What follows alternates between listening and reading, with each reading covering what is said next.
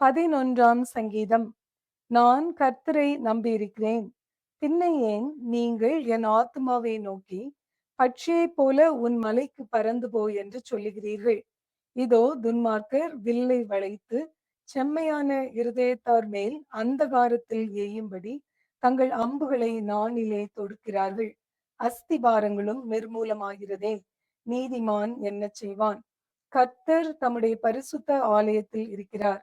கர்த்தருடைய சிங்காசனம் பரலோகத்தில் இருக்கிறது. அவருடைய கண்கள் மனுபுத்திரரை பார்க்கிறது. அவருடைய இமைகள் அவர்களை சோதித்து அறிகிறது. கர்த்தர் நீதிமானை சோதித்து அறிகிறார்.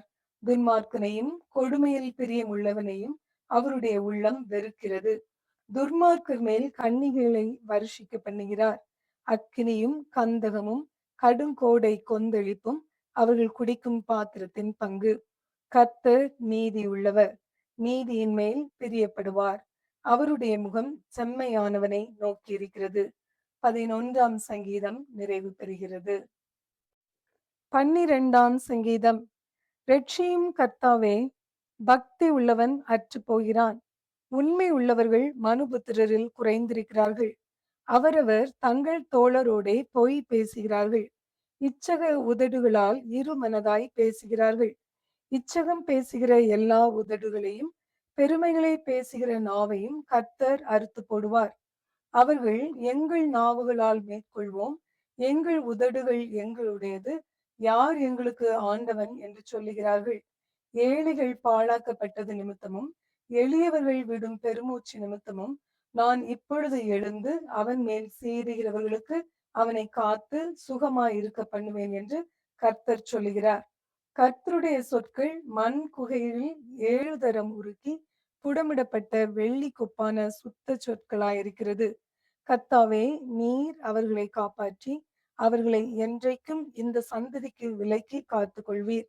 மனுபுத்திரரில் சண்டாளர் உயர்ந்திருக்கும் போது துன்மார்க்கர் எங்கும் சுற்றி திரிவார்கள். 12ஆம் சங்கீதம் நிறைவு பெறுகிறது. 13ஆம் சங்கீதம்.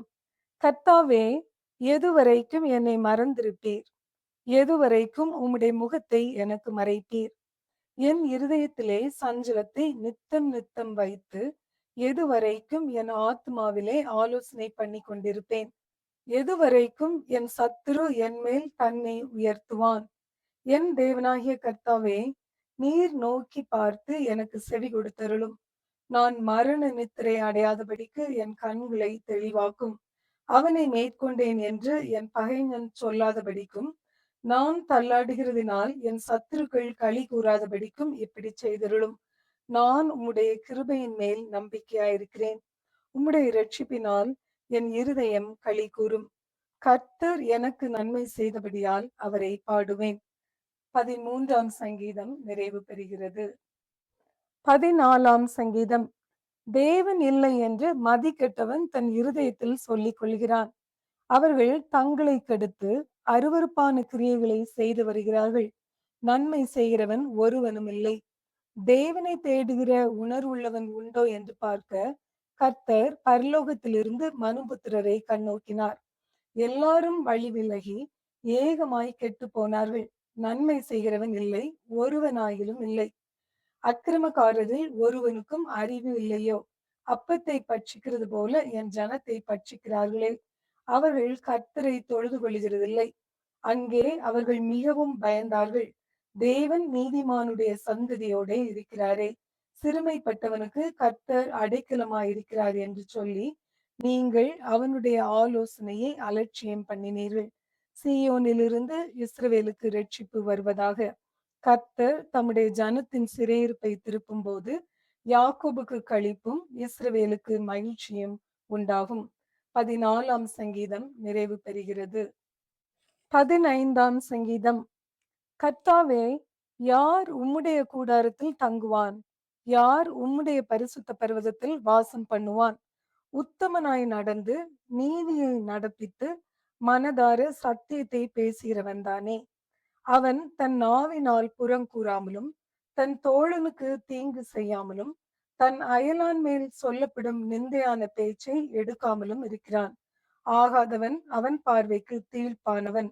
கர்த்தருக்கு பயந்தவர்களையோ கனம் பண்ணுகிறான். ஆணையிட்டதில் தனக்கு நஷ்டம் வந்தாலும் தவறாதிருக்கிறான். தன் பணத்தை வட்டிக்கு கொடாமலும், குற்றமில்லாதவனுக்கு விரோதமாய் பரிதானம் வாங்காமலும் இருக்கிறான். இப்படிச் செய்கிறவன் என்றென்றைக்கும் அசைக்கப்படுவதில்லை. 15ஆம் சங்கீதம் நிறைவு பெறுகிறது.